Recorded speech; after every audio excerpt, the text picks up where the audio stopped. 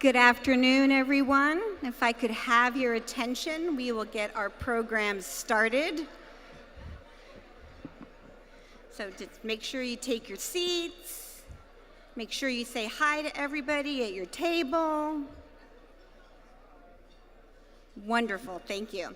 So my name is Monica Byrne Jimenez from Indiana University, and I will be woo, go Hoosiers. See, it made me lose my train of thought. And so it's been my pleasure for the past couple of years to MC this award luncheon with Ann O'Doherty. She's doing some other really important work this year, so she wasn't able to come. And then fortunately for me, my colleague here, Michael O'Malley, said, I will do this. So one of the things I was talking to Michael about before is that, this is Ann and I have always thought this to be a very celebratory, happy, funny, joyful event because we recognize some of the best and brightest in our field. And so it's kind of a magical place. I mean, UCEA, the convention itself is magical, but this event in particular is very magical. People talking to each other and meeting and great work and great new conversations. So there's just lots of magic here, Michael. Monica, there's magic everywhere here. I wanted to share with everyone that even the ribbons for the name tags are magical here at UCEA. I was so excited to find one from Chile. My husband's Chilean, so I put it right on my tag, turned around, and literally met 4 Chilean educational researchers here for that event. So if you put the ribbon on your name tag, it will happen. If there's something in your life you desperately need, rely on the magic of UCEA. Find the ribbon you want. That's right. If you ribbon it, it will come. Correct. But that's like so brilliant. Like I really want to be you, Michael, when I grow up. No, I want to be you, Monica. No, I want to be you. I want to be you. I want to be you. All right, let's hug it out. All right. Anyway, so hopefully that'll set the tone for the rest of the afternoon and your stay here. I think one of the things that we like to do at every event that we start is do an acknowledgement of the land and that we are on. So we acknowledge the indigenous communities native to this region and recognize that Houston and UCEA for the next 4 days was built on indigenous land. Following the forced removal of these people, I acknowledge the Karankawa, the Okikasa, the Bidal, the Tankawa, and the Cherokee.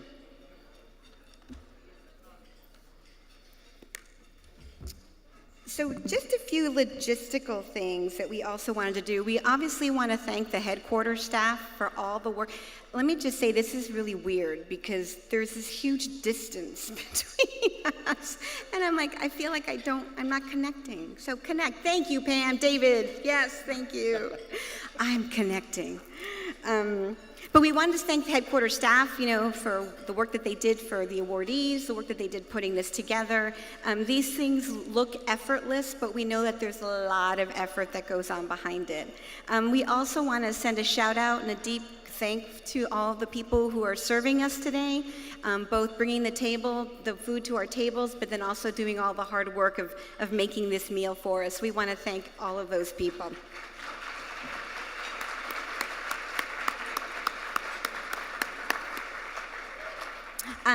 Also, because we have a different setup this year, usually we have the come on and come off. This year we have the come on and come off. So when you're coming up to get your award, please take a moment here so they can take a picture of you and then come up here and do it and then leave gracefully by the same staircase. So if we have a little bit of a traffic jam here, just be patient. So on all of those notes, we will actually get started with our first award that we are going to announce. So thanks to our UCEA member institutions, our first award has awardees all over the nation.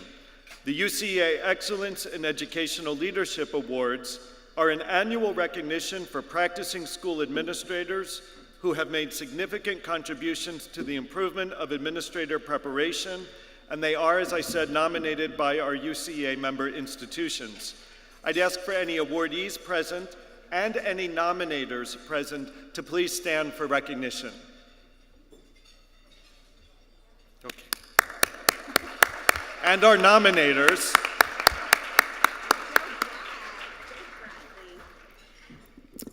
The second award is the EAQ William J. Davis Award for the best paper published in EAQ. This was actually given out at AERA in the spring, but we did want to announce it here.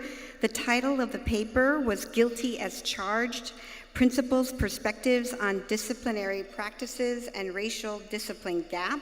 And it was written by Roderick Carey, David DeMatthews, Arturo Olivares, and Kevin Musavi Saidi from UT El Paso. So, Stan?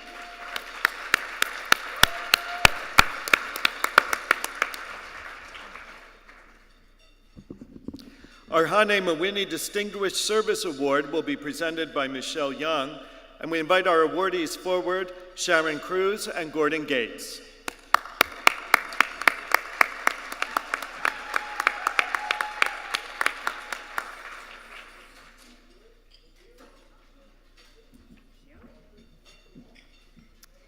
So, UCEA is come on up. Very fortunate organization. We have a number of individuals who consistently serve UCEA in a variety of different capacities. And UCEA has a very long and distinguished history of service, and I continue to find the level of commitment to be pretty impressive. A couple of years ago, we established or honored the memory of Hannah Maheni with naming the service award in her honor, because Hannah was one of those people who embodied service. She was one of those people who was always there for UCEA and traveled for UCEA, represented us in particular on the CAPE work and the National Policy Board work. So I'm really thrilled to be able to today honor another amazing scholar for her service to UCEA. Gordon Gates worked with Sharon Cruz as the editor of the Journal of Research and Leadership Education over its last term, and then for the last 2 years, Sharon has been serving in that capacity on her own after Gordon retired. If any of you have ever served as a journal editor, you know that this work is really tough. It's fulfilling. You get to get a sense of what's happening in the field around this particular topic, and in JRLE's case, that's leadership development. But you have kind of a tireless calendar of effort. It just is something that never really stops. And it's such an important part of our professional community. They are having to make sure that they are responding to you as contributors, as well as working with their reviewers to do high quality work. Under her leadership, I'm happy to say that Sage Publications chose to expand from 3 issues a year to 4, because they have such a really terrific flow of manuscripts and high quality. And also, as our Associate Director for Publications was pointing out earlier today, JRLE is now also moving into indexing. They were accepted in Clarivate's ECSI index, and this is really fantastic because we know it's really high quality work, it's getting lots of citations, and now it's also great for people who are placing their work in the journal. And all of that has a lot to do with leadership. Leadership matters so much, and we really appreciate all of the work that Sharon and Gordon have done for us. So thank you.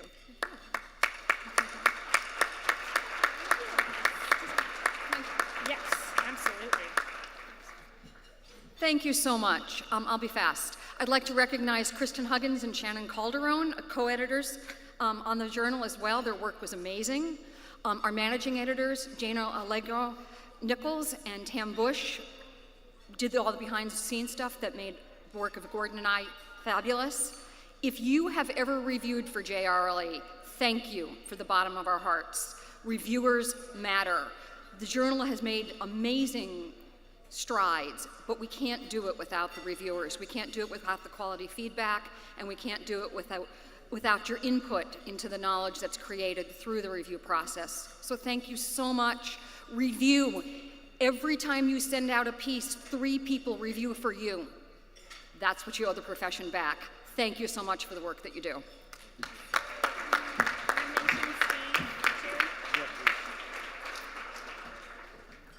Is there anything we can do about the echo? Is there anything we can do about this echo? Maybe? All right, maybe not. You will also notice in your program that Stephen Jacobson is also a recipient of the Hannah Maheny Distinguished Service Award this year. Stephen was not able to join us at UCEA. I think this is one of the first UCEA conferences that he has missed in his professional career for personal reasons. And I would just like to say that Steve has been also a real trooper when it comes to serving UCEA. He was the inaugural UCEA Associate Director for International Affairs, and he expanded the number of memoranda of agreement that we have with other professional associations similar to UCEA that either work directly with practitioners in other countries or with higher education institutions around leadership preparation. He's really opened a lot of doors for UCEA scholars who do work in the international area, and he has helped to bring international scholars to the UCEA community at the UCEA conference. And so I would, in his absence, I'd like to invite you all to join me in thanking him for that with a round of applause.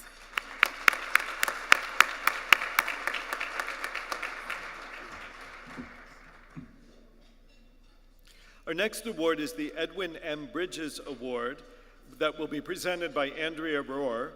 At this point, I invite our awardee back to the podium, Michelle Young.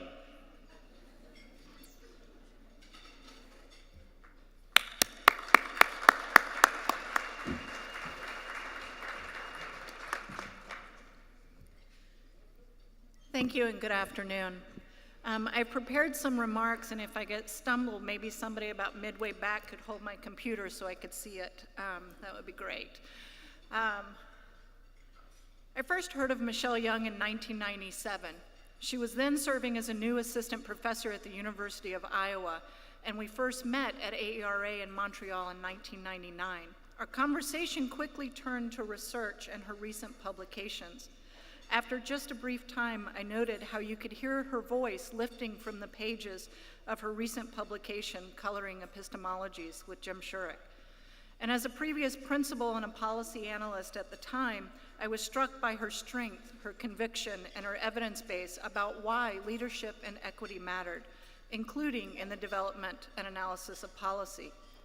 Soon after, I remember vividly the joy, pride, and optimism that Jay Scribner, the next year, exuded when he shared with me that Michelle would be the next UCEA executive director. Jay was confident that Michelle was just what UCEA needed for its continued evolution. As it turns out, his words that day foreshadowed the 18 years to come. Michelle's accomplishments over the past 18 years make her the ideal recipient of this year's Edwin M. Bridges Award, which recognizes the contributions of individuals to pre-service preparation as well as continuing professional development aimed at school leaders. There are many reasons that Michelle is being recognized for this award. Today, I'm going to focus on her sphere of influence and her impact.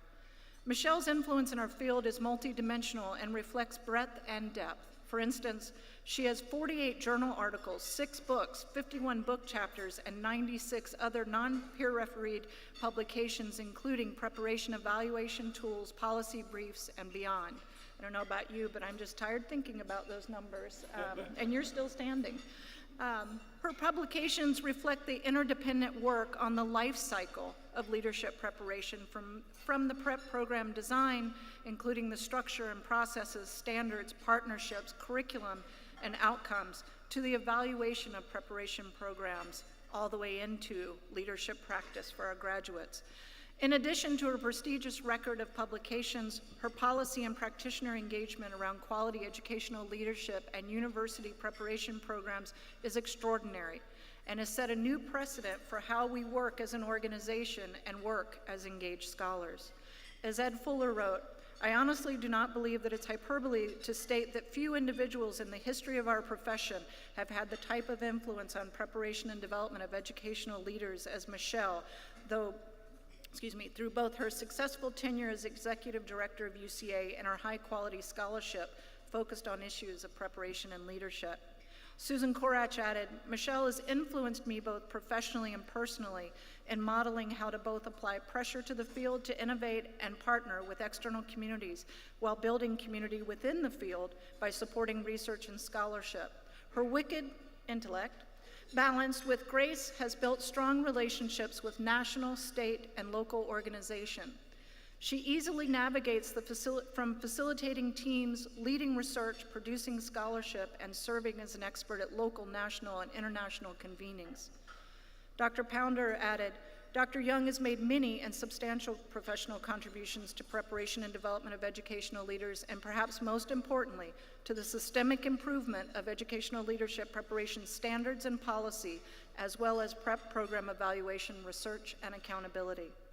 And importantly, her sphere of influence and impact, scholarship, teaching, service, and mentoring has always been permeated by the principles of equity and social justice.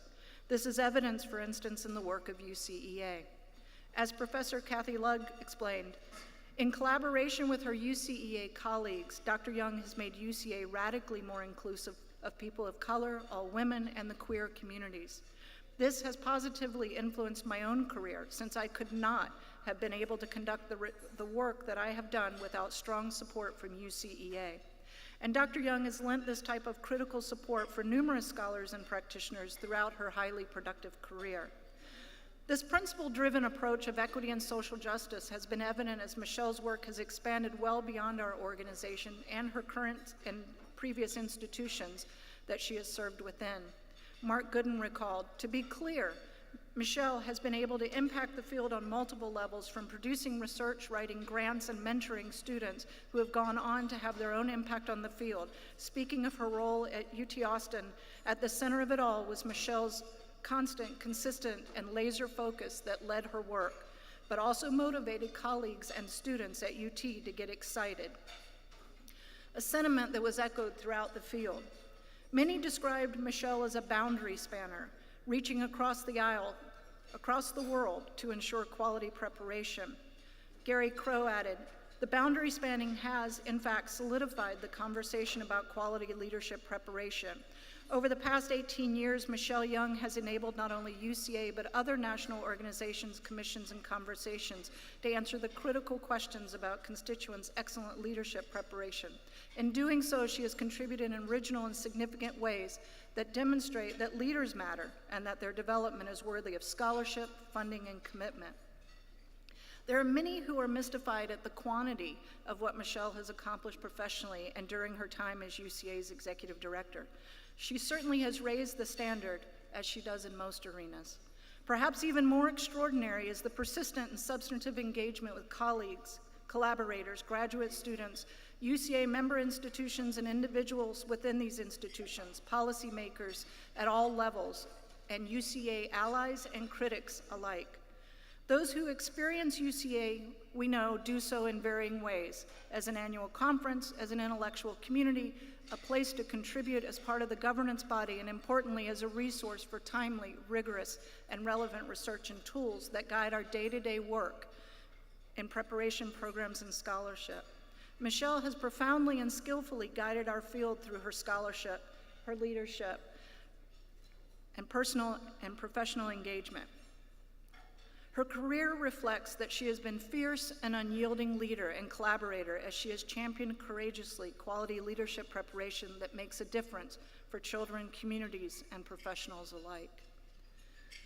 Michelle, throughout your career, you have led us, inspired us, and supported us. For this, Michelle, we thank you and honor you. Please join me in congratulating Michelle Young as this year's recipient of the Ed Bridges Award.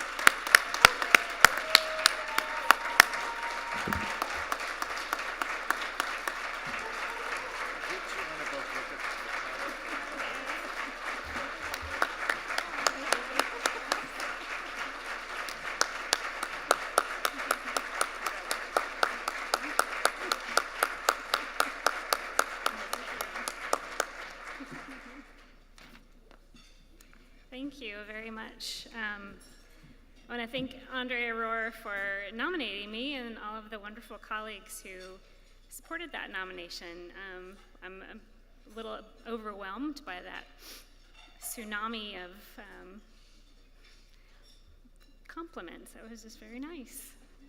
I would just like to say very briefly that the work that I've done over the last 2 decades on leadership preparation really sought to understand our field and our practices and our impact, and then to use that information to build resources, tools, and analyses that can then communicate that information to the people who are making decisions about whether or not higher education will be funded, whether or not they will be able to certify and prepare leaders for the future, because all of this is really, really important to the work that you all do. And it is inspired by the work that you all do, and it is built upon the work that you all do. Engaging in this work has been intellectually stimulating and professionally rewarding, and I appreciate being recognized for something that I believe is truly important and which I enjoy doing. But as I said, this work wouldn't be possible without many of you in this room. And so if I had an award to give to every one of you right this minute, I certainly would. But instead, I'll just tell you all that you are the reason that we have this award ceremony, that there is an abundance of skill and commitment and expertise that we don't recognize every year, and that's a real shame because there are so many amazing people within the UCEA community. So when it comes time for the next time that either AERA or UCEA puts out their nominations, get serious about the people who are sitting next to you, to recognize the contributions that they are making, the hard work that they're doing every day. Because standing here, actually receiving an award rather than being on the other side actually feels pretty good. Thank you.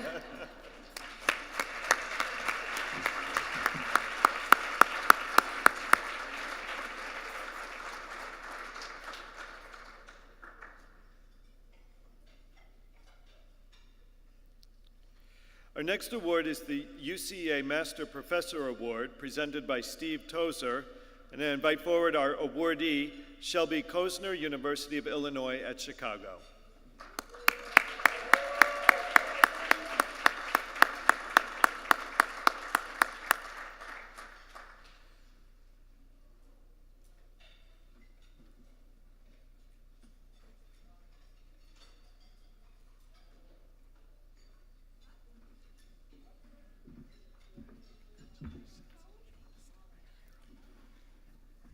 You have at your table a visual aid for my remarks here.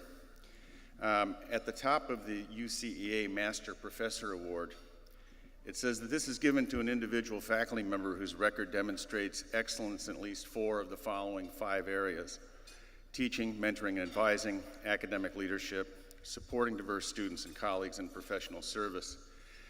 The dilemma that I was faced with in writing the nomination letter was that Dr. Shelby Kozner has shown excellence in all 5 of these areas. And I kept thinking, if I leave one of these out, I'm not doing her justice. But if I talk about all 5, will my nomination letter be discarded because it didn't follow the rules? So I decided to take the risk and talked about all 5 things. In 4 of these areas, Dr. Kozner has actually already received awards. And in the 5th area, where she hasn't received a formal award, it may be the most important contribution of all of them. So let me just say a word about each, and I promised to be quick. In teaching, Dr. Kozner has won the 2 highest awards that our university offers for quality of instruction. She's regarded, in fact, by our graduate students as the strongest instructor in our program. The most recent of these awards was a 10-year career-long award for excellence in teaching. In mentoring and advising, She's done a phenomenal job on the PhD side and the EDD side, and one of her recent graduates won AERA SIG Award for Dissertation of the Year. In her academic leadership, she has been leader or co-leader of a program that now has received virtually every major award that the field has to offer for outstanding principal preparation awards or performance, and most recently, just this spring, it won the Carnegie Award for quality and continuous improvement. She has also received awards for professional service, not least of which is Reviewer of the Year from Journal of Research in Leadership Education, and also at the same time she's been chair of our University Research Committee for the University Senate.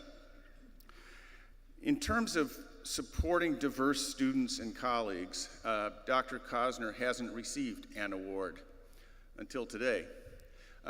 Just as a starter for this, could everybody who's here from UIC who is a student or a colleague just stand for just a second? I want you just to say welcome to my colleagues from UIC who are here to support Shelby.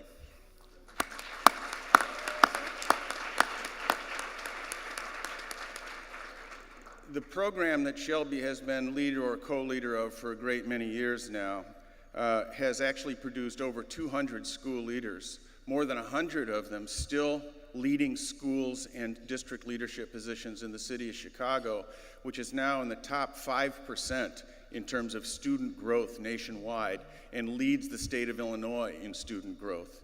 And this is, by all accounts, this is attributable in part to the efforts that we've made in school leadership over the years to transform the leadership of Chicago Public Schools. So this has been quite a year for Dr. Cosner. Not only has she received full professorship this year from the University of Illinois at Chicago, she also is the new director for the Center for Urban Education Leadership, and today she's received the UCEA Master Professor Award. It gives me great honor and it gives me great privilege to say to Dr. Cosner, with all of you, congratulations on a career well deserving of this recognition.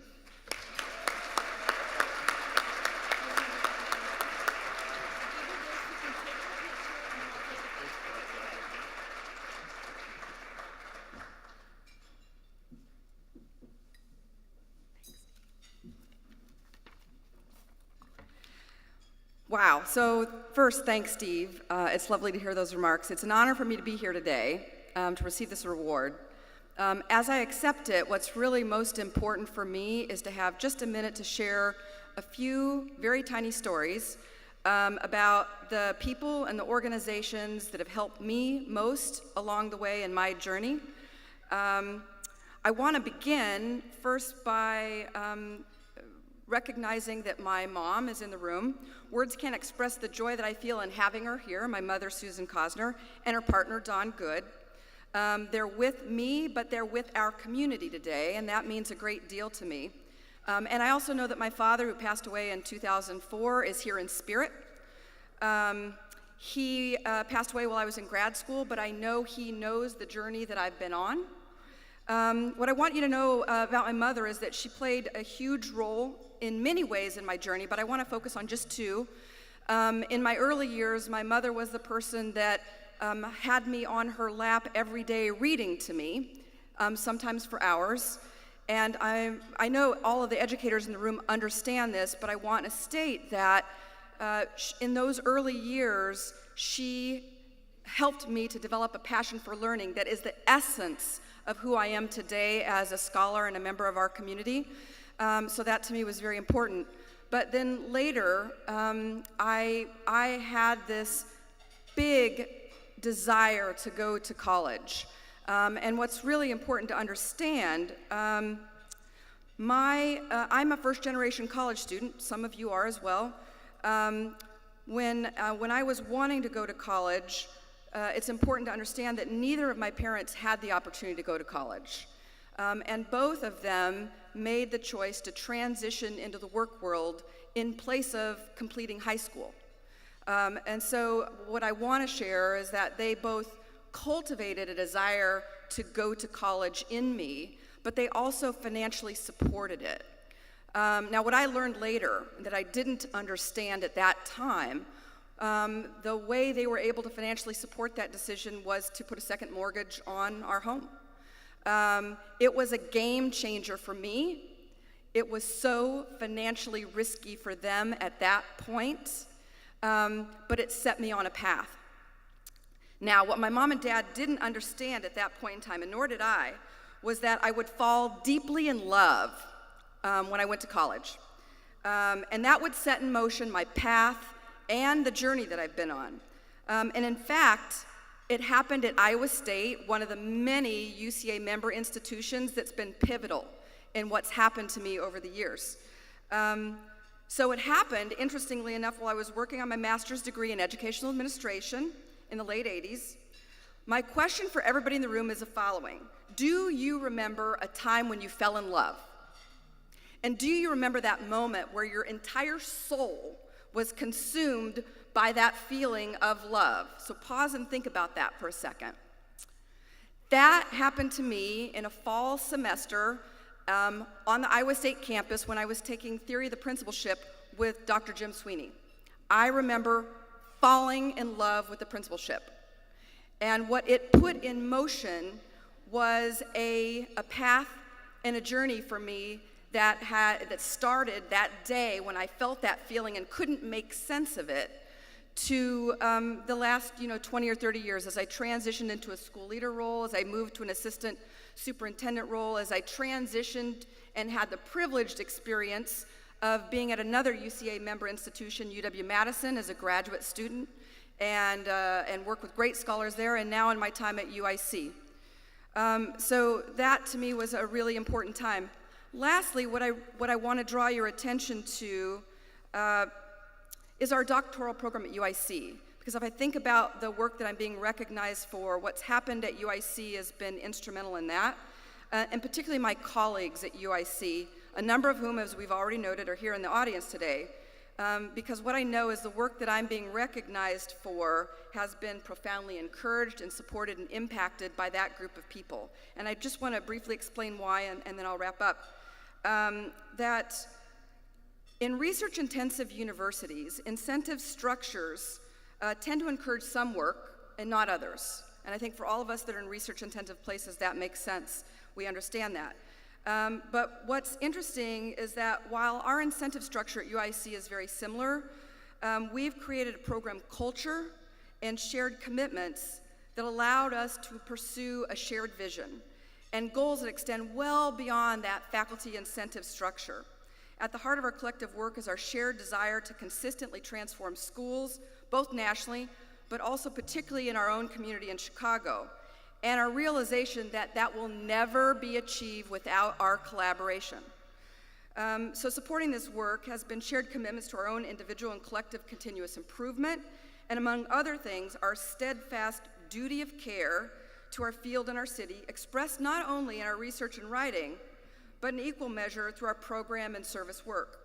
So Steve alluded to a recent Stanford study by Sean Reardon and team that found Chicago Public Schools as outperforming virtually the entire nation on student growth.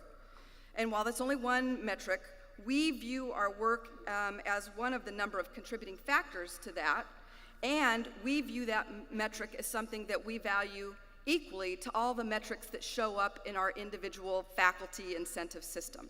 So that I'm in that sort of a community of scholars who have locked their arms together in service of our field and our local schools has made all the difference in the world for me. So with all of that in mind, as I accept this award, please join me today in both celebrating and honoring these people and these organizations that have given me the opportunity to find and to follow my passion and have inspired me to deeply and meaningfully engage in the kinds of work that's important to all of us. So thank you so much.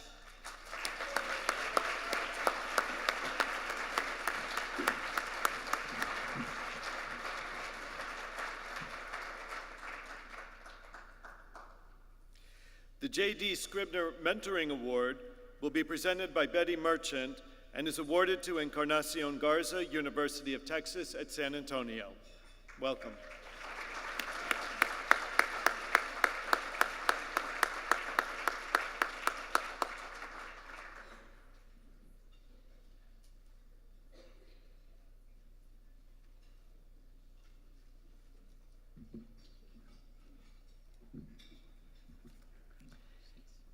I'd like to thank UCEA for giving me the opportunity to acknowledge the wonderful work of my dear friend and colleague, Encarnacion Garza. It's never been about himself, ever. Chon is always about the students. And I asked just a few minutes ago to double check the number of dissertations he has successfully chaired to completion in the 15 years that he's been at UCEA, 23. And as of December of this year, he will have graduated 171 students from the award-winning Masters Urban School Leaders Collaborative.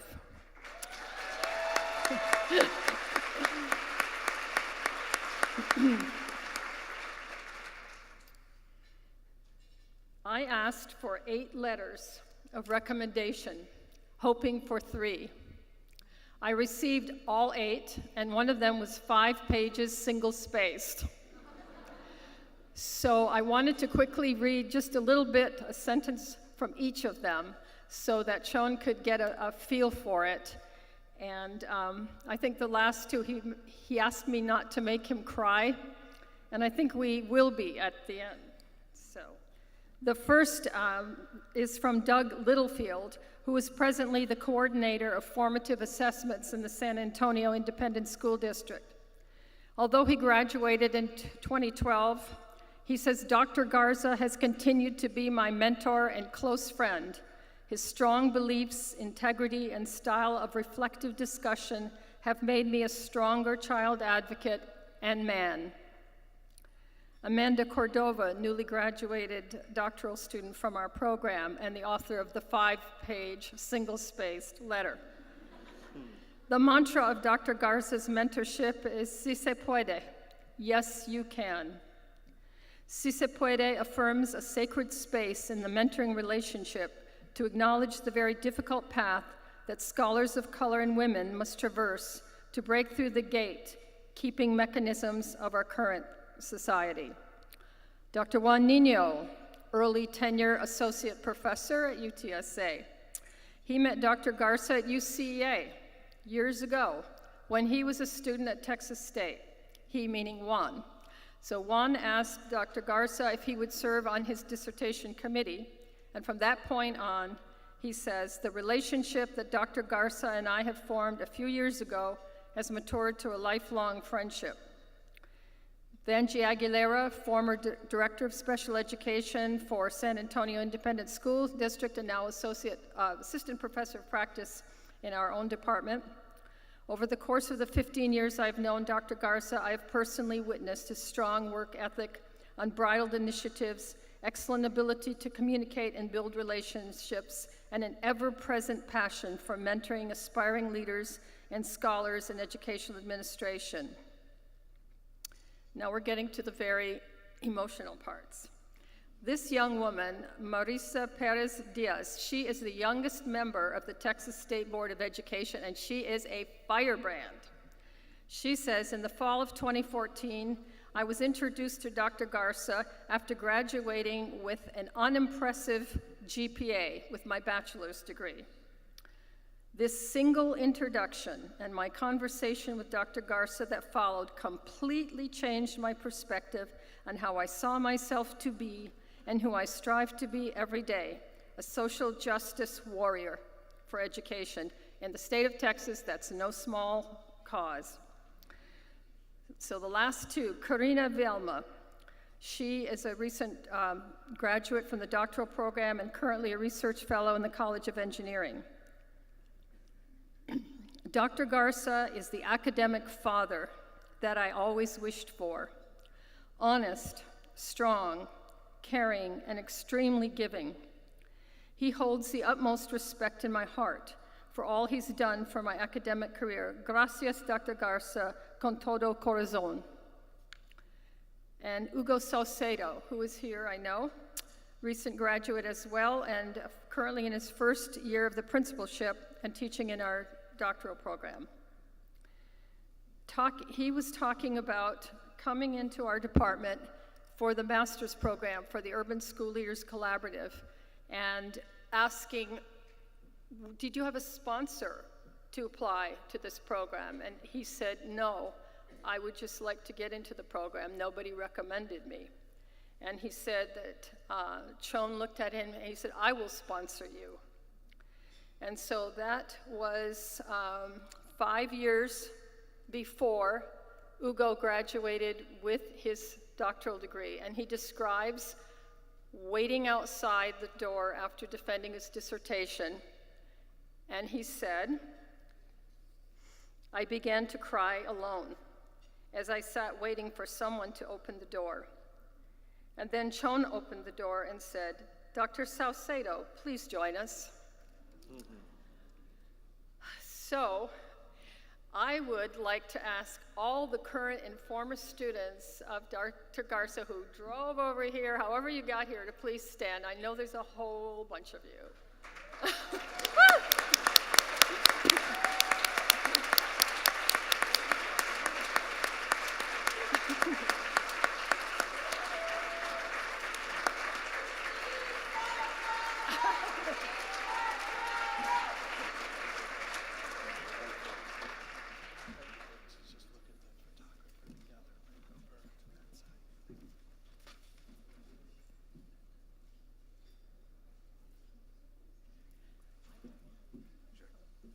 There's a PS. I just asked permission to do this. Last night, Olaf Johansson, one of our colleagues here, went up to Chon and Rebecca and said, you know, you've been to Houston a lot. What places do you recommend going? And Chon said, all I know is the area around MD Anderson, which is true. That is the only reason that Chon and his beautiful wife, Rebecca, have been coming to Houston for the past several years. This is the first time that they come to Houston with Rebecca's health in very good shape to celebrate that and Chon's awards.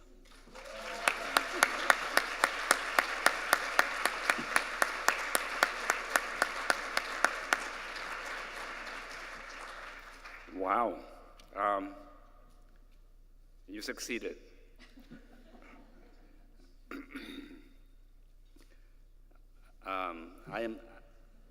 I usually don't write anything when I speak in public, but I did this time because I wanted to make sure that in a few brief statements I can really express my appreciation for this. I am deeply honored. Special thanks to Dr. Betty Merchant for nominating me, but most importantly, being my mentor as I transitioned from a very long career in K-12 as a practitioner, having retired out of the superintendency, and for unselfishly for her to share her network. That was really helpful to me as I came from 32 years of practice to academia, and I didn't know what I was doing when I joined the academy. I'm still here, I'm standing. It is a great honor indeed to stand up here and receive a mentoring award for a person whose name is for the award that is named for a person who was my mentor. It's cool. It's so cool. Dr.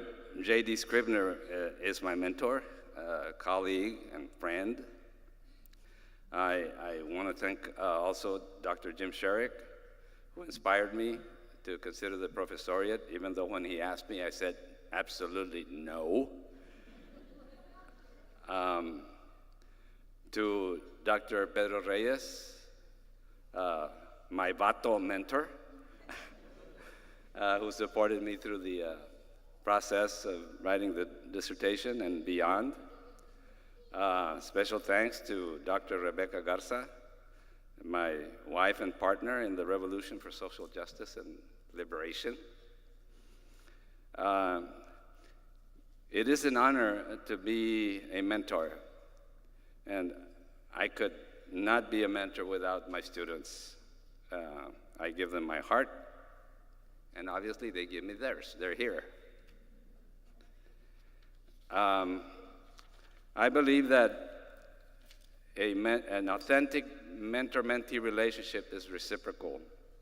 My greatest challenge is to resist and refuse the power so willingly conceded to me by my mentees. I would be presumptuous to think that I have the power to create space for my mentees. As a mentor, I only facilitate a process that helps the mentee find and claim the space that belongs to all of us. In closing, I want to share a very warm story about Dr. Scribner. When I was going through school, I always dreaded the first day of class when the teacher called roll, and it was no different in college. My name was always skipped.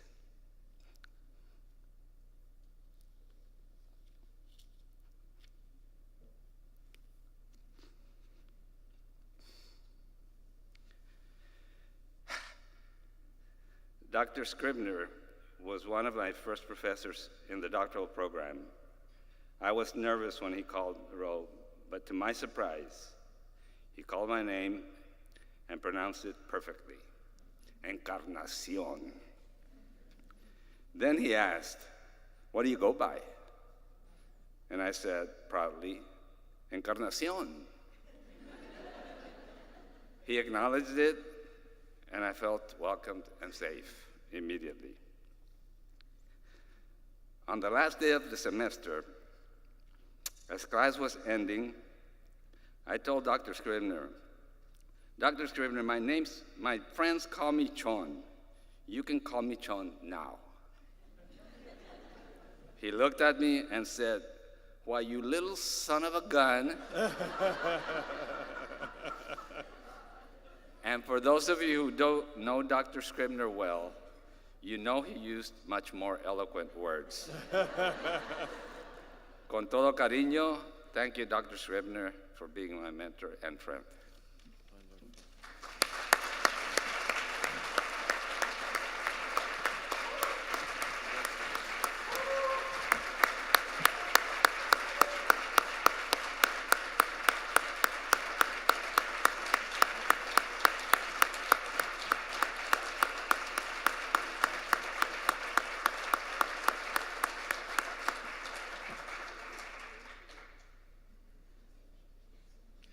Our next award, the Jack A. Culbertson Award, will be presented by Monica Byrne Jimenez to our awardee, Chad Luckmiller from Indiana University. Please come forward.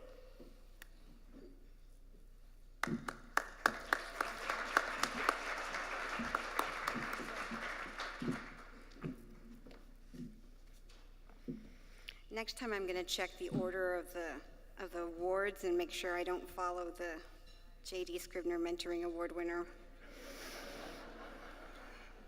But I come to the microphone hopeful. I think if some of our award recipients to date represent our history and our collective past, this recipient represents our future. And it's with deep, deep pride that I introduce Chad Luckmiller. Chad and I have only been colleagues for a year and change, but in that time, I think he's impacted me personally, professionally, and boy, do we have fun. I started my career in education as an elementary school teacher, so I think you and Chad will appreciate what I'm about to do. You know how when you're in 4th and 5th grade or even 3rd grade, you take your name and you write it vertically and then you make a poem? This is my ode to Chad. C, collaborator. Chad is an amazingly open and warm person. His scholarship, you'll see, is something that is shared with others, but he also opens his mind and his thinking and his writing and his process to other faculty, to his students, and it just makes it such a joy to be around when you see people filing in and out of his office or knowing that he's in there doing the work that it needs to be done to move our field. H, heroic. One of my favorite things about Chad is that, when people start throwing obstacles in his path, what he says is, watch me. And it's exactly what he does. He is fearless when it comes to reaching out to superintendents, to university administrators, to other students, when he's pushing his own thinking about the work that he's doing and the impact that has on schools and leaders and children. A, analytic. What a mind. He is such a mind, and if you've read any of his work or had any kind of conversation with him, he will see right through all the unnecessary stuff and get to the heart of the issue, be it, again, in his thinking, in his writing, in the work that we do with schools, the work that we do to improve the lives of children. D, he's a design thinker. In our recent work that we're doing with iLead and new projects that are emerging from the work that we do with iLead, the way that he thinks about things, a systematic way that he approaches a problem, an issue, a situation, or even a person is something that is really beautiful to behold. And I said it before jokingly when we were talking to Michael, but when I think about Chad is someone that I want to be when I grow up. So I am proud and pleased and tickled pink to present the Culbertson Award for Junior Faculty to my colleague and friend, Chad Lockmiller.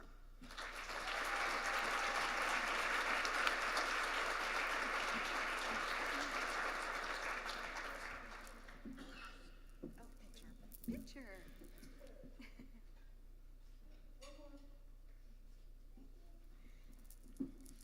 So I'll say very gratefully, I'm glad she used Chad and not Lockmiller as the acronym.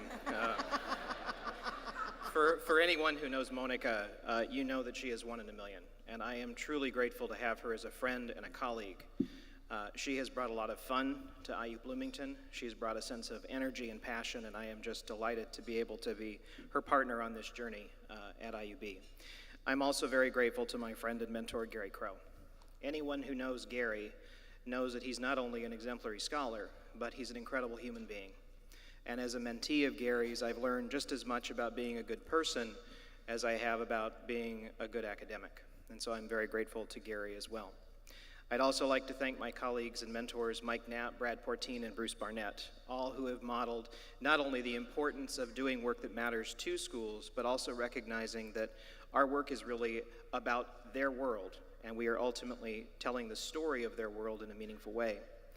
When I look across all of the people who I just mentioned, the lesson that I can share with you that they have shared with me is it's important that we start conversations with our colleagues in the field, not by saying, what can we study, but by asking, what can we do to help?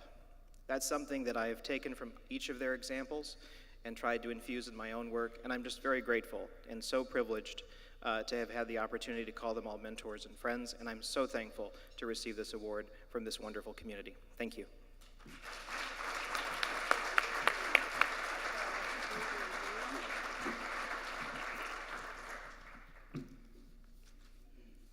And I get to stay on stage now. Our next award is the Paula Silver Case Award, given to the authors of the most outstanding case published in the last year in JCEL. So welcoming Bill Black to come and give this award.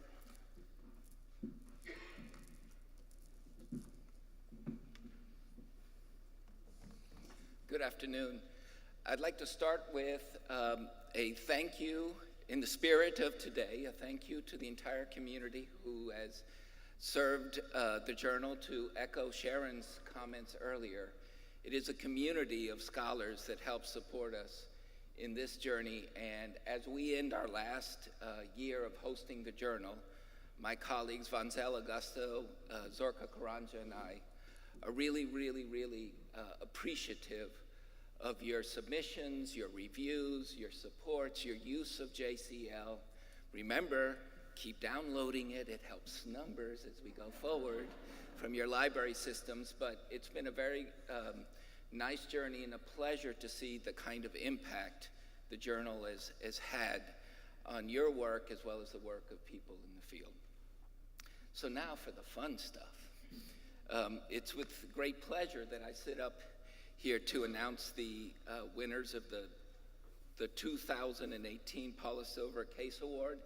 For those that may not know, the Paula Silver Case Award was initiated by UCEA in 1999 to memorialize the life and work of Paula Silver, a UCEA Associate Director and President-elect who made significant contributions to our programs through excellence in scholarship, advocacy of women, and an inspired understanding of praxis.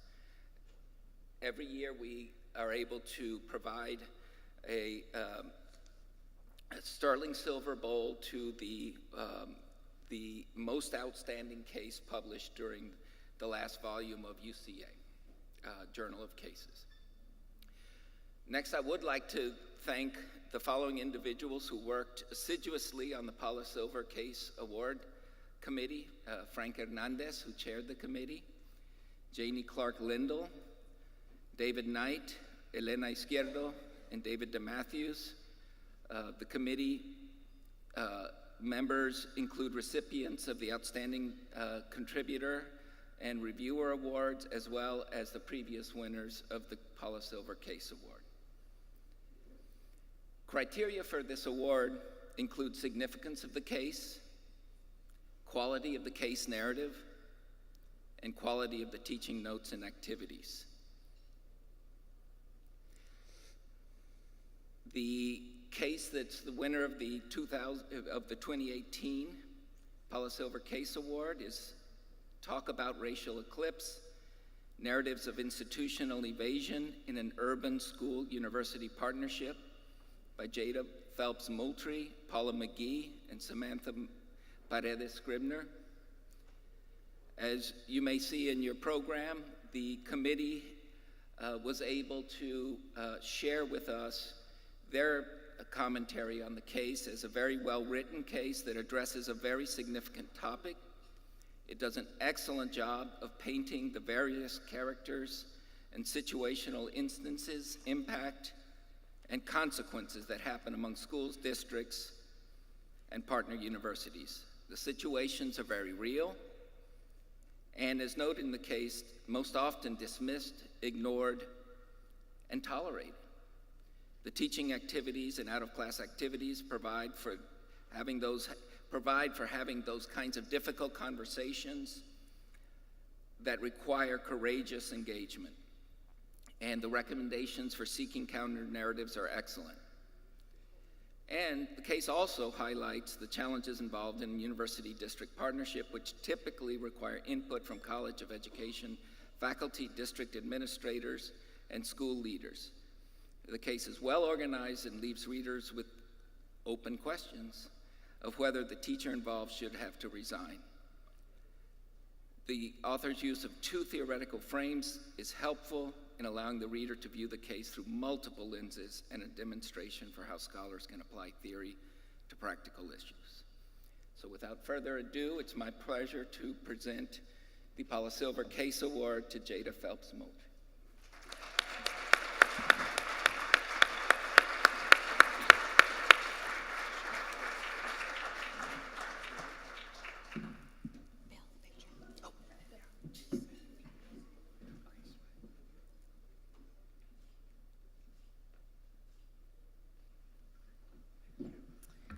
I have the pleasure of reading both my co-authors' thank you speeches, and then I'll follow up with my own. This is from Paula McGee. I'm so humbled to receive this award, recognition, and the opportunity to work with two of my most respected colleagues in an added honor. Being able to write our case and share with others the opportunity to grapple with issues of racism, white supremacy, and school realities make this honor even more significant to me. Unlike many spaces where people are retaliated against for focusing on truth and difficult issues, this award bravely acknowledges those challenges, and again, I am deeply humbled and honored, and thank you. This is from Samantha Scribner. Thanks to the Silver Case Award Committee and the JSTEL editorial staff for seeing this case as worthy of recognition. I am grateful and fortunate to have worked with two colleagues in Jada Phelps-Moultrie, and Paula McGee, whose personal and professional experiences and perspectives embrace this messy, layered complexities inherent in advocating for racially equitable educational practices, and who are fearless in naming and acting against inequity in all spaces. This case represents an intersection of all of our experiences, observations, reflections, and understandings of the incisiveness necessary among educational leaders to interrupt injustices at every layer in every instance. Thank you. So one of the central theoretical frames used in this article is intersectionality. And so firstly, I want to acknowledge the women of color who gave us this beautiful theory. Sojourner Truth, the Combahee River Collective, Audre Lorde, Patricia Hill Collins, Kimberly Crenshaw, and all those that shaped it throughout the years. Which brings me to my next acknowledgement. When I had the opportunity to co-write this piece, I was finishing my dissertation, and I was also 8.5 months pregnant. And when I proposed to use this theory, I realized my growth as a student who wanted to solely look at race had tremendously grown as I explored intersectionality and how it shaped how we looked at the various social contexts our leaders would lead. So this award is a testament to the mentorship I had at a variety of levels. So first, I would also like to acknowledge, while I have the opportunity, Gerardo Lopez, who was willing to talk to me on Christmas Eve about going beyond my master's and earning my PhD 8 years ago. I want to really thank you for having that conversation with me. So I was just a master's student, and I really loved your class.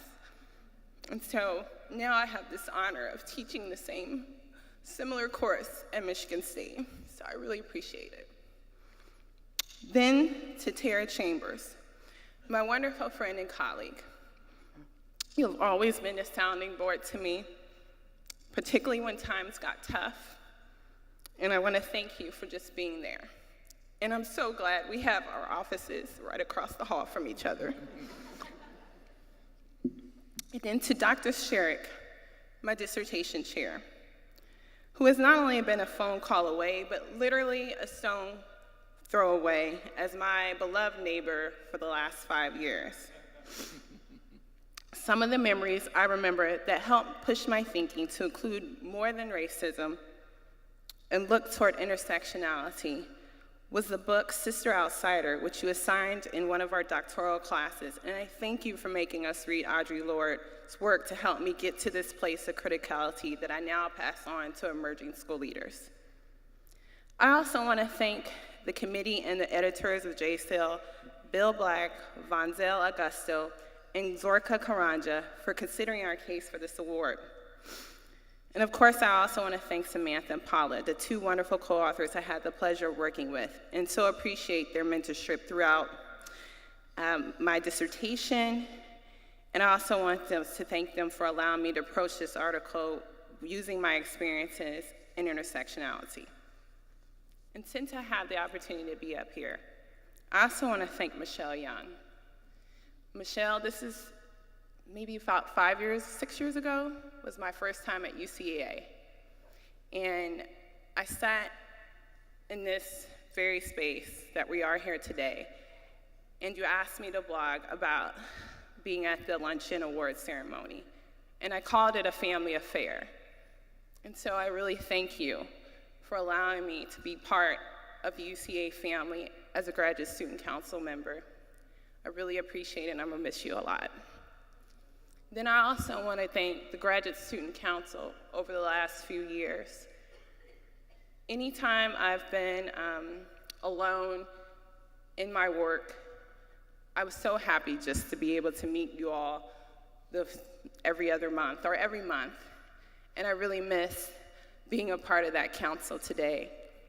And I'm so happy to see that the Graduate Student Summit has grown in such tremendous ways. And if I didn't have that experience with you all, I'm not sure if I'd be here today. And lastly and foremost, I have to thank my husband, Antoine Moultrie, who probably watched children while I co-wrote this article, as well as the children themselves, Andrick, Alara, and Stephen, who gave me mommy time to allow me to write this article. Not the baby I was pregnant with, though.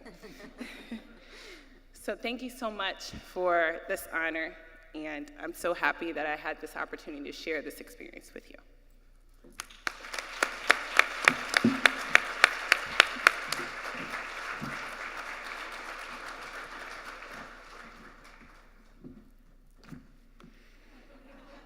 Tara pulling rank.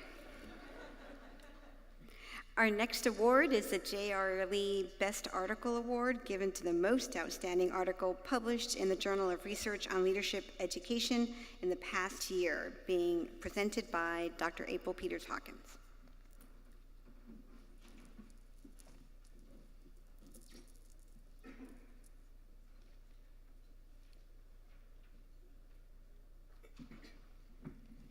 Good afternoon.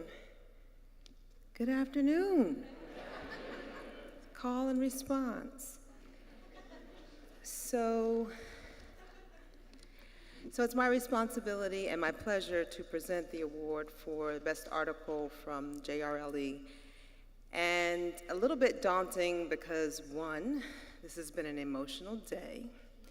If you know me, I'm not a crier, but Dr. Betty Merchant, he did me in. So I had to compose myself back there. And so congratulations to all the previous award winners. The other thing is that, as you all know, JRLE has transitioned in July to the University of Houston, go Cougs. But we have some very big shoes to fill. If you know anything about our predecessors, they held our hands and then they launched us to be free on our own to do this work. And so we really appreciate that, and we want to make you proud and continue the legacy of good work that you've done.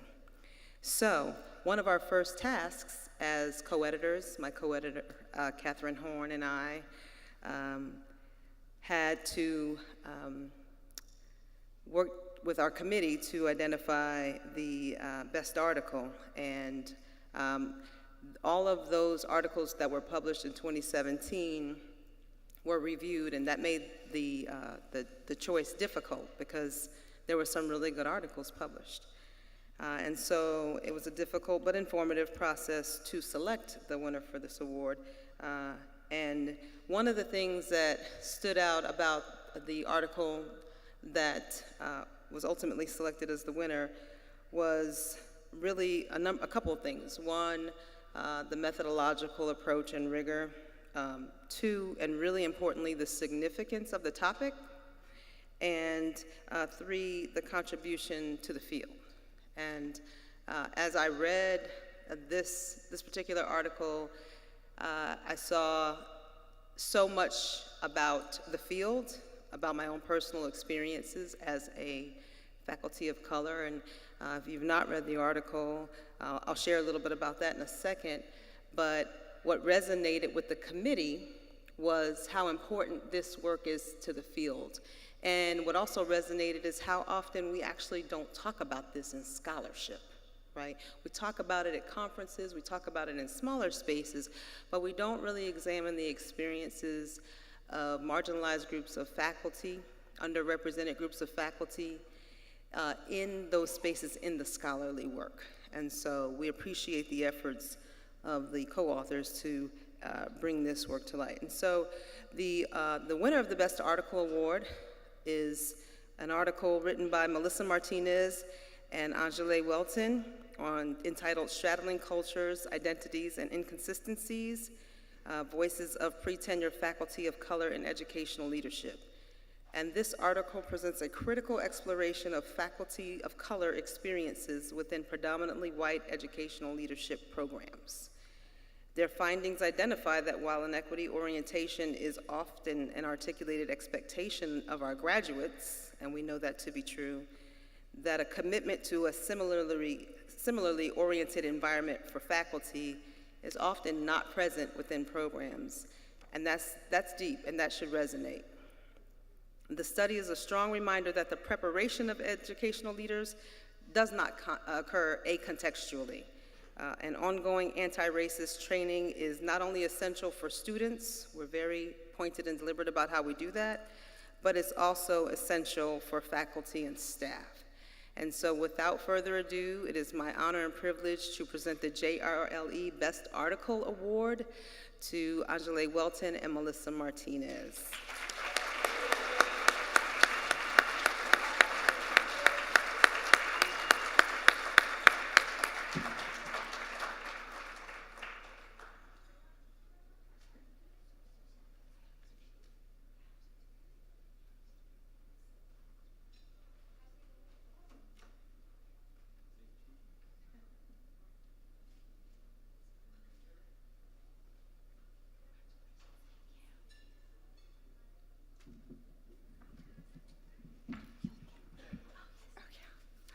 So I didn't wear my waterproof mascara, but I promise not to make you all cry, like others did me.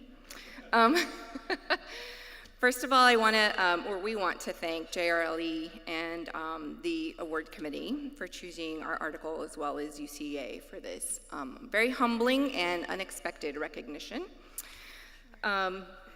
And most of all, we're also very grateful to the faculty of color in our field who shared their experiences and stories with us of being on the tenure track, all of the good, bad, and the ugly, which served as the foundation for this article. The article is actually based on a larger collaborative research project that I helped lead with Angele and 3 other very dear friends and colleagues of ours, Drs. Laura Cortez, Aurora Chang, and Danielle Alcindor, so I want to recognize them as well. We actually all graduated with our doctoral degrees from UT Austin at around the same time, but then as soon as we graduated, sort of all went our separate ways to different institutions, which is a great thing. But for me, as a first-year faculty member, and particularly as a woman of color, I found myself seeking a means to stay connected with these brilliant women who were and continue to be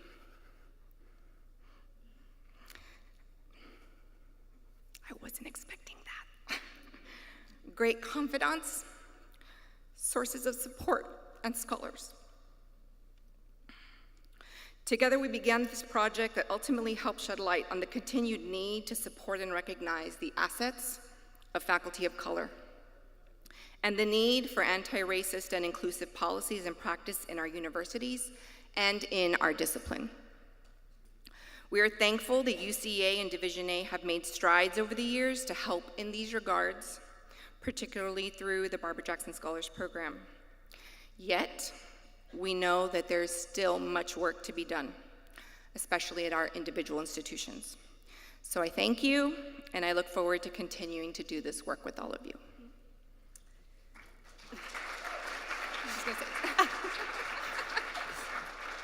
Sorry, I was about to cry. Melissa's one of my ride or die girls, so when she said that, talking about our support network. But I also just wanted to thank the participants in our study as well, that you entrusted us to share your stories. And as Melissa said, when we started this project, we were all in our first years as faculty, as assistant professors. So to hear the stories of the participants navigating the tenure track process definitely helped us think about how we were going to navigate the process as well, and I think is a big reason why we have been successful in terms of getting tenure. Also, I just wanted to say to graduate students and to new assistant professors that I hope that our writing process and this collaboration can be an example to you of how you can make it and you can successfully navigate your career and navigate being a faculty member and navigate your department, navigate the writing process, because that's how we did it. We used this project, we used the Sister Circle, the writing network as a way to help us, get through our careers, and we still do. We still stay connected, we still text each other, we still cheer each other, we still call each other up when we are, maybe feeling a little down. So this is just one way. And also my other UT peeps are part of my support writing network. But this is just a good example of how you are supported here at UCEA. And so find, whatever it may be, find those pockets of support networks to help you get through. Okay. Thank you so much. All right. So you can leave them here. They'll get really pretty ones. Our final award today is the Rawle Campbell Lifetime Achievement Award, given to senior professors in recognition of their lifetime of excellence and achievement. Our first recipient, Dr. Pedro Reyes, will be presented by Dr. Malu Gonzalez.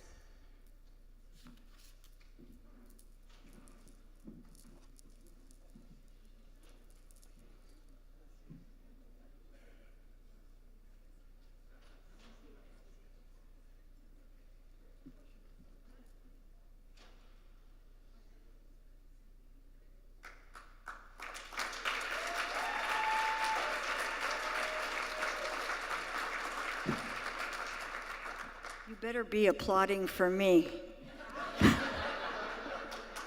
Because I really have the most difficult job left, and I have to condense a condensed version already of the 40-page curriculum vitae and the 20-plus letters that many of you in the audience wrote about Pedro's magnificence as a scholar.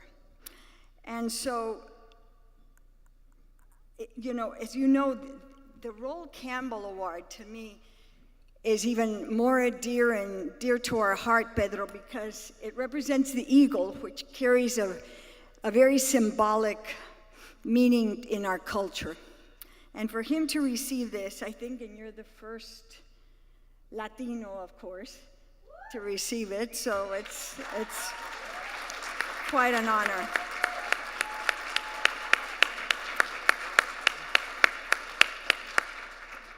The Rawle F. Campbell Lifetime Achievement Award recognizes senior professors in the field of educational administration whose professional lives have been characterized by extraordinary commitment, excellence, leadership, productivity, generosity, and service.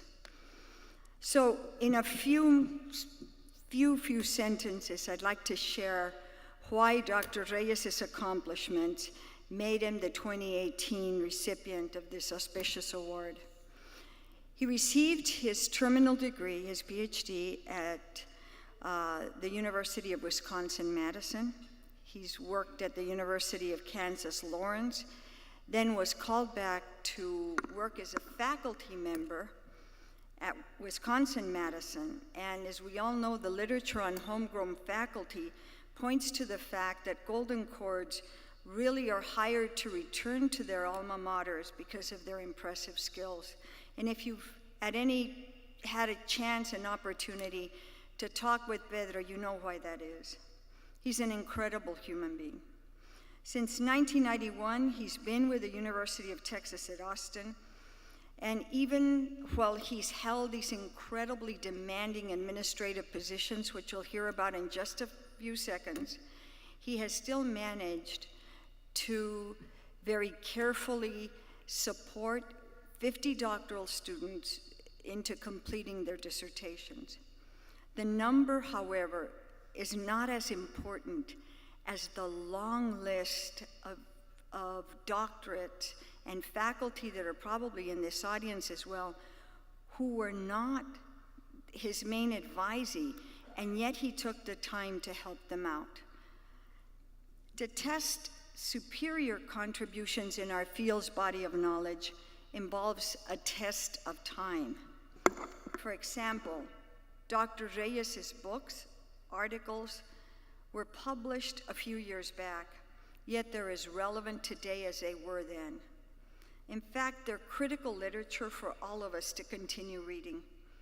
As you know, the Latinx population has become the largest minority group in the United States, and in the Southwest, our children are actually the majority enrollment in almost every school district. Given the backlash that we are now faced with, the backlash against Mexicans, including children, his work takes on an immediacy for remediating our educational programs. His research, our research, should impact educational settings. He talks about the border, yet his research goes beyond the border. His work impacts urban, barrio, rural settings that offer hope and enlightenment to educators at a loss in teaching children of poverty who are culturally and linguistically different from their own. Another noteworthy research contribution of Dr. Reyes has been his numerous grants. It's well known that he's so ingenious that he's been able to coalesce with different entities. The funders know him and respect him. And so all of this external funding went into, again, supporting doctoral students to complete their dissertations. His grant monies go beyond $23 million. I think there are a few of us who have been able to amass that amount in a field that is so difficult to convince people to give us money. From his grants, we go into the mentorship, and some I've touched upon. His work is legacy, and it lives on through the work of his former students. Many of you are here in this room today. Would you stand very briefly just to give you a respite? Anyone who's had Pedro Reyes in class, stand up.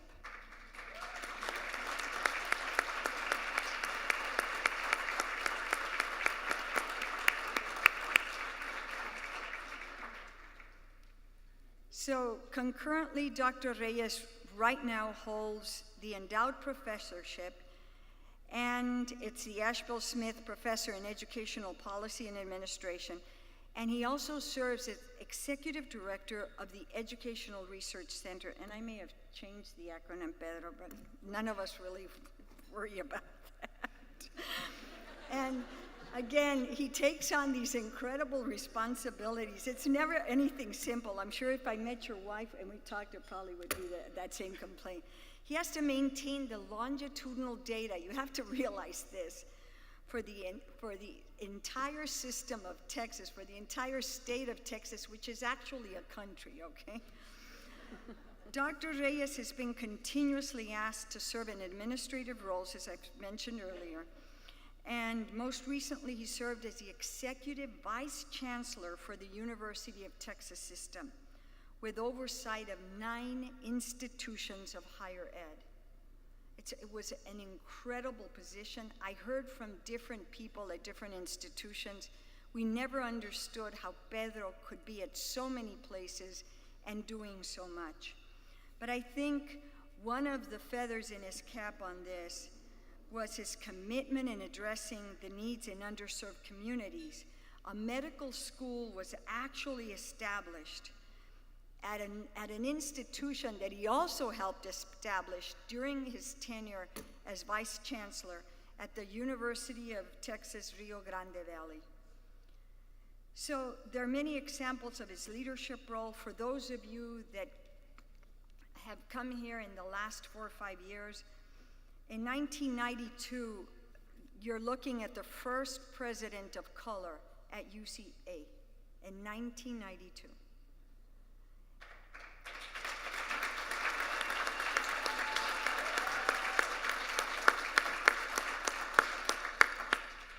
Had it not really been for Pedro and my talking to him, and we're not close friends, it's always been a very professional exchange, but I met him, I talked to him at a reception after hearing him give his address. Because of him, I continued coming here. And there was one other Latina who would come, and our interests in research were totally different. Mine was social justice, hers was not. And so I continued coming because of our conversation.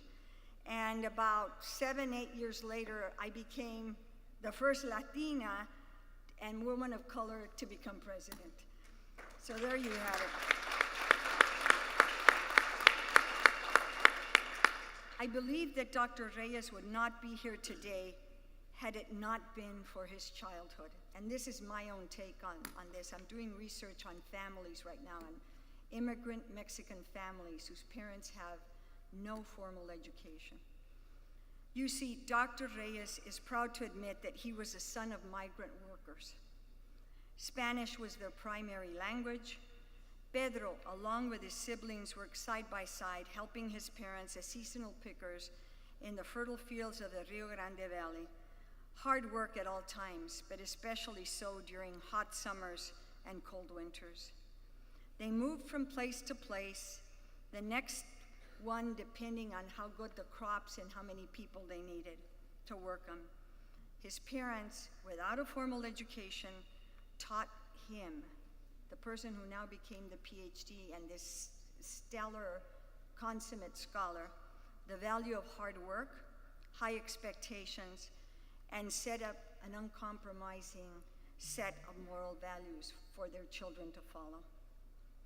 So it's little wonder that I stand before you, another Mexican who was raised in Mexico, and I'm here to tell you that if you doubt that the abhorrent practices at the national level is to keep Mexicans out, you have several people in this room right now that can prove you wrong. Because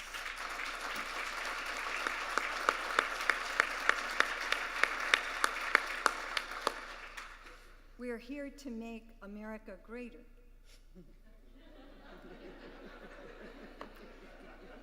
So for those of us who have known Dr. Pedro Reyes, we know his impact on the field, his dedication to students, and we know that his programs are legendary.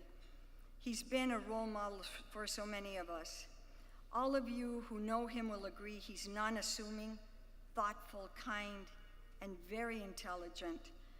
And he's served in positions that the ambitious would relish. However, he's never lost sight of the one critical role that we hold, and that is to serve our students. He's tireless, dedicated, as I said, the consummate scholar. And so for our field, for all of us, we're fortunate to count on him as one of our own. I'm elated that we are about to recognize him, and that it's been now in 2018 for his exemplary achievements with his prestigious Roll-Up Campbell Lifetime Achievement Award.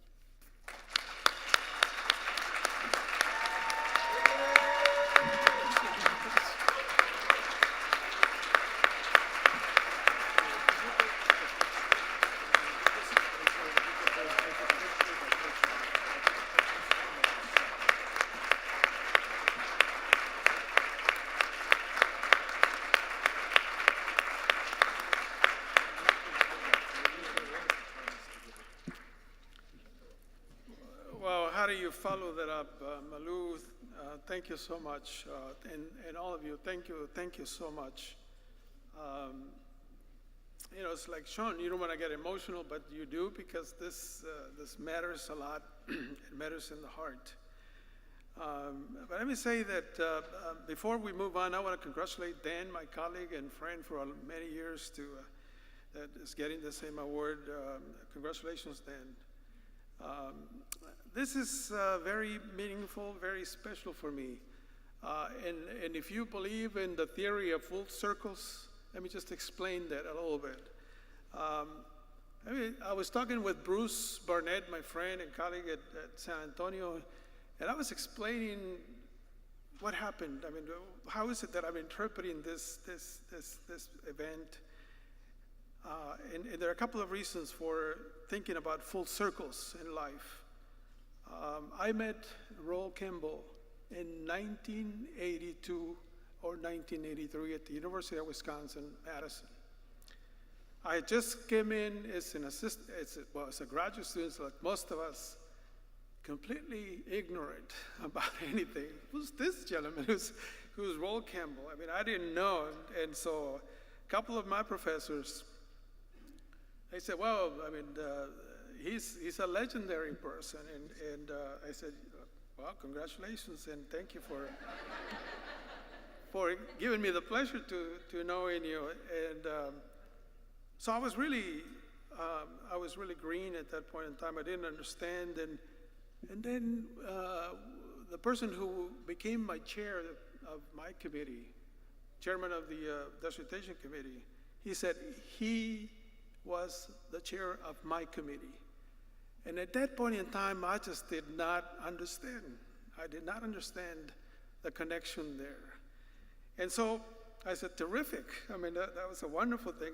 And then the other professor, and it was James Lipham, for those of you Wisconsin folks, he said, well, he also happens to be the author of the first book that you've been reading so far in your program, and that was The Organization and Control of American Public Schools. And once I knew that, I said, oh my God, I mean, I'm reading God here. I'm meeting God in many ways.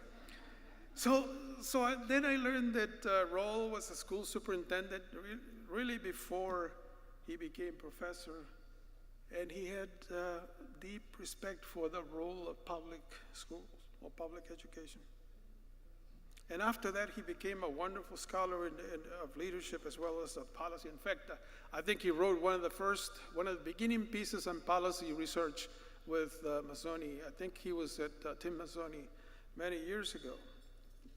So since then, I've always had deep admiration for his work as a leader, as a practitioner. And so now you see how the full circle is coming back. And I met him many years ago. I read his works. And then now I'm being honored with his name, and so this is just incredibly special to me. So that's one of the reasons why this is so special. The second one is that, as Malu mentioned, 25 years ago, around this time, I presided over UCEA in this great city of Houston.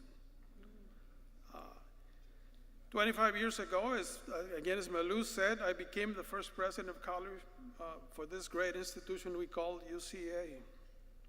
And of course, I stand on the shoulders with deep gratitude to those folks who trusted me with the UCEA presidency. I was a young Turk still, but it was a tall calling, and I took it very seriously because this institution has been my life in many ways. And so I must thank those individuals who were there, who supported me, and some of them may not be here physically or alive anymore, but people like Don Willower, people like Wayne Hoy, Terry Astuto, Richard Rossmiller, Paula Silver she was on the board when I joined in, Martha McCarthy, Gail Schneider, and of course J.D. Scrivener, my colleague at UT Austin, who was always concerned about equity at UCEA. To them, I owe gratitude because they helped me start a new chapter for UCEA. And in many ways, by electing me, they embraced change for the future of UCEA. And so it's really, really an important event. At that point, as Malu said, no one of color had taken the lead of this great institution. So it was a terrific, monumental event at this point in time, and we owe a lot of gratitude to those individuals. I also want to say thank you to Mariela Rodriguez, past president. Mariela, thank you. President Tara Chambers, where's Tara? There you go, Tara. Thank you so much. And I want to thank the executive committee and Michelle Young. Michelle, thank you for being supportive of this. And I want to mention a couple of folks, the Guajardo brothers. I mean, these are my former students who are doing an incredible job out there. Professor Rodriguez, Cristobal, thank you for, and Chon, Encarnacion Garza, thank you, sir. And so many of you who supported this nomination, and for that, I am truly grateful. But really, I mean, let me just say a couple of things here that I am who I am because of some folks, and we call them hidden figures many times, play a significant role in my work and my thinking. And first and foremost, all the students at UT Austin that over the last 30 years worked with me in the classroom or in research projects. Michelle, we did a lot of work over the long time. And have a lot to do with the work that I do and the thinking that I did.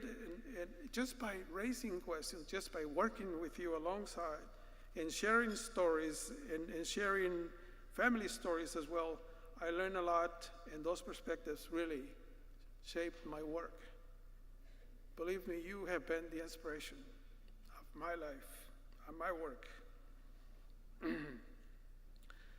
Other figures include the faculty, University of Texas. I mean, I have Victor Sáenz here, the chairman of the department. Victor, thank you for being supportive. David DeMatthews is here. I mean, Terrence Green is not here because he's at Spencer. Ria Jabbar, Jennifer Holm, and Angela Valenzuela, and so many other folks who have also helped in shaping my thinking in the work that I do. And of course, folks who retired already, who were my colleagues, Jay Scrivener, Lonnie Wextev, Jim Yates, among many others that have contributed. Finally, other folks, long-time friends and colleagues with whom I consulted every now and then, people like Joe Murphy, Janie Lindell, Karen Seashore-Lewis, and Paul Bredesen, and so many others. I owe gratitude to them. So after spending 2 decades in executive leadership roles, let me assure you that this award has inspired me to continue fighting for public schools, just like Roll Campbell inspired me way back then. Fighting for equity in schools, fighting for a more just, fair, and compassionate community. Let me say that nowadays we must continue to work hard, and now more than ever, particularly when the truth about our public schools and our communities is not necessarily the reality. When you hear leaders talk about an invasion of drug-infested individuals coming from the border or south, they're not just talking about them, they're talking about others. When leaders talk about low IQ, politicians have low IQ, they are not talking about one individual, they're talking about groups of individuals. They're talking about us, they're talking about our communities. When leaders talk about being a nationalist, they're not talking about building bridges with the Jewish community. They're not talking about building bridges with the brown community. They're not talking about building bridges with the black community. So now more than ever, I think we need to stand together as a community of scholars and professionals with a renewed confidence in our cause to disrupt inequality in our schools, in our communities. And I say confidence because we must be strong, self-assured, that we continue the struggle. In my lifetime, some of the role models that I read about and followed in many ways, like Dolores Huerta, Martin Luther King, Cesar Chavez, and many others, knew the worth of human dignity and protection of our communities. So we need to be united in our purpose of a democratic society where all, and I mean all members, are full citizens. We must be united against hate. We must be united against discrimination. We must be united against fear. And most of all, we must be united in our hopes for a brighter future for all. So let us be strong-minded, all of us, through our teachings, through our research, through our work with public schools, through our public service, that we will commit to a practice of social justice that will make a difference for all students.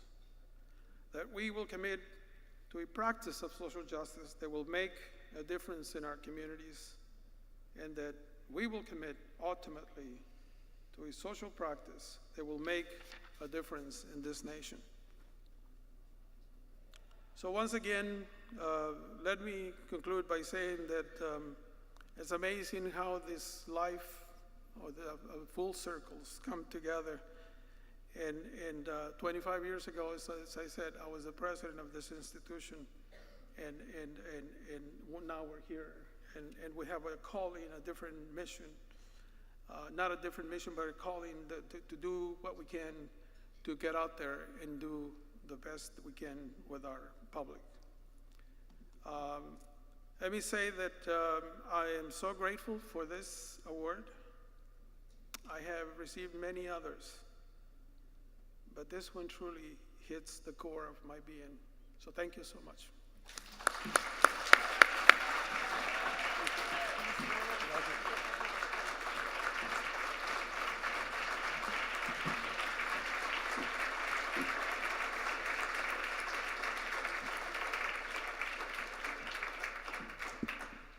I'm going to indulge on your forbearance. We are over time, but we still have one remaining recipient today.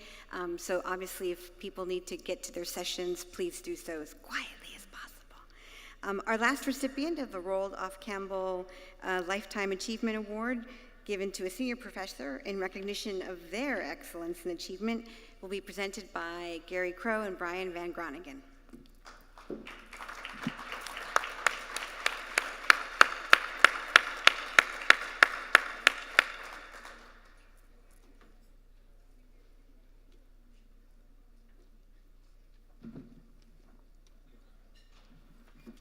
Alrighty, thank you very much for sticking with us. So good afternoon. As co-nominator with Dr. Don Purak at the University of Michigan, I'm pleased to introduce the next recipient of UCEA's Campbell Lifetime Achievement Award for 2018, my advisor, Dr. Daniel Lyndon Duke at the University of Virginia.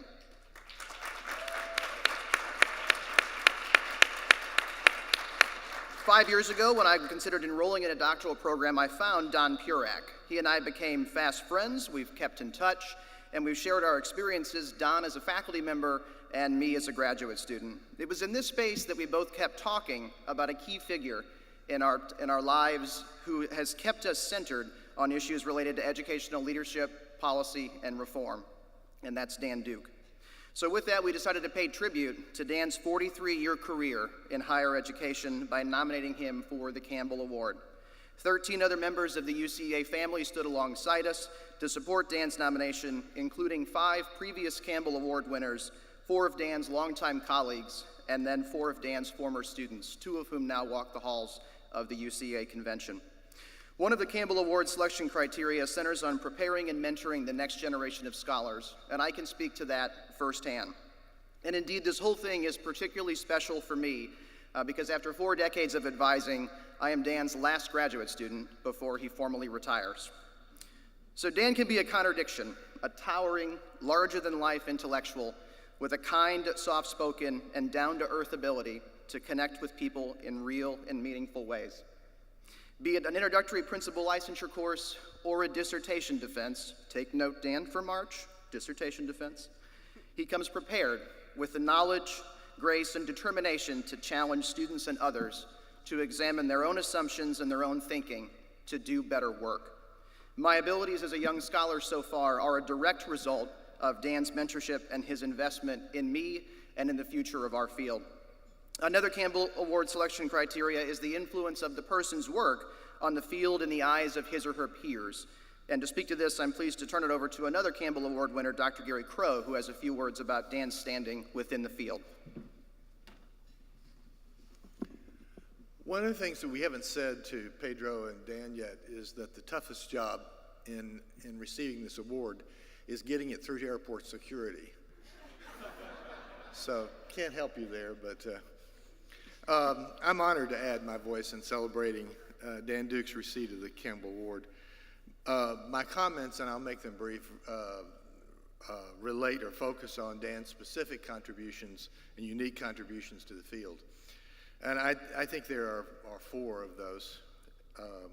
One is that not only is Dan's scholarship published in the most prestigious venues in our field, but he's managed to translate that scholarship for educators, for the practice of educators. Karen Seashore Lewis describes Dan as one of the few scholars who can speak so clearly about the value of a scholarship to real work in schools and to consistently writes for both teachers and formal school leaders. Second is the scope of Dan's work. It's outstanding exemplified by lifetime achievement. It exemplifies the lifetime achievement of this award. School-wide discipline in the 70s, instructional leadership in the 80s, teacher evaluation and development in the 90s, and turnaround in educational organizational design since 2000. Dan's work reflects what Ken Leithwood called Dan's ability to take the long view. Third, his lifetime scholarship is also evident in the tireless commitment to equity, particularly with respect to low-performing schools. Martha McCarthy reflects this commitment when she describes Dan as having continually been at the forefront of exploring ways to enhance how we think about and practice school leadership, especially for marginalized groups. On a personal note, Dan's outstanding research on turnaround schools was the primary foundation for our development at IU of the Effective Leaders Academy. Finally, Dan's longtime commitment to UCEA also warrants receipt of this award. He served as plenum rep, 2 terms on the executive committee, helped to plan the '93 convention, served from '96 to '97 as UCEA president, and more recently contributed as a faculty associate with the UCEA Center for Leadership and Ethics, and as a faculty mentor for the Graduate Student Summit. All of these are significant and influential contributions, and they demonstrate Dan's qualifications for the Campbell Award, but they also reflect the lifetime commitment of a generous citizen whose work benefited us all. Please join me in congratulating Dan Duke.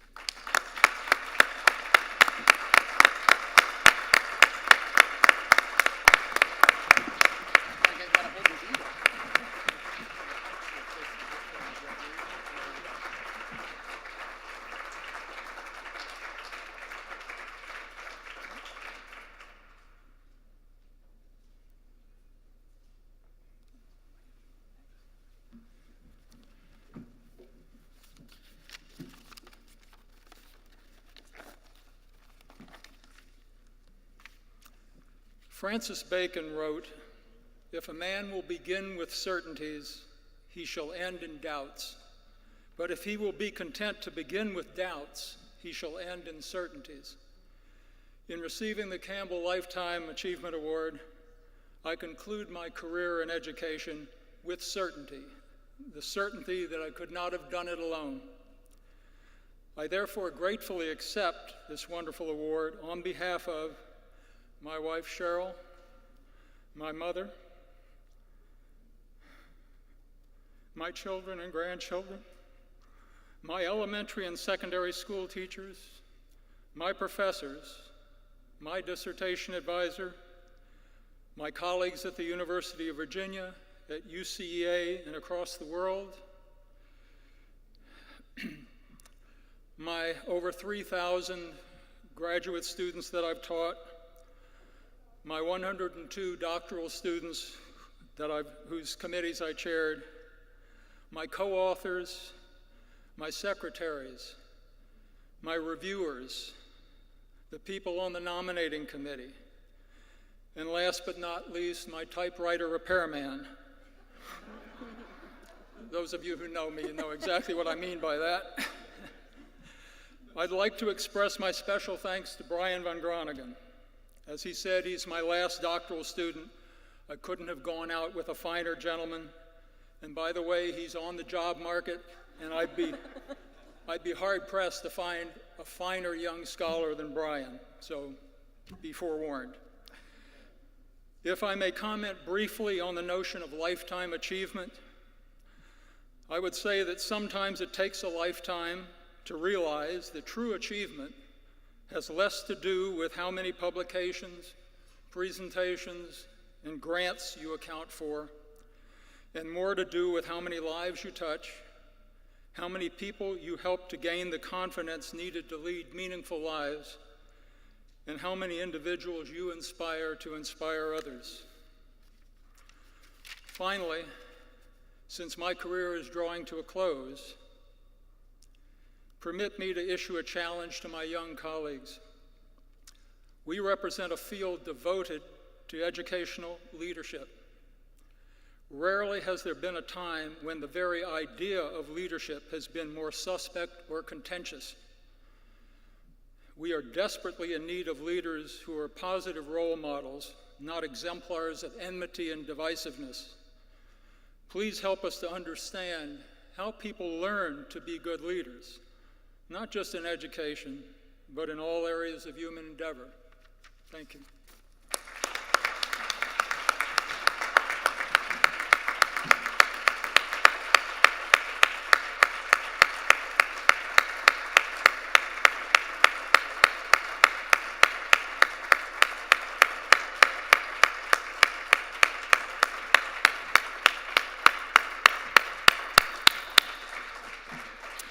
I encourage all of us to take Dan's words into the next couple of days as we engage with each other and look at our research and look at the impact that we're having in schools across the country. Have a wonderful afternoon. Have a wonderful convention.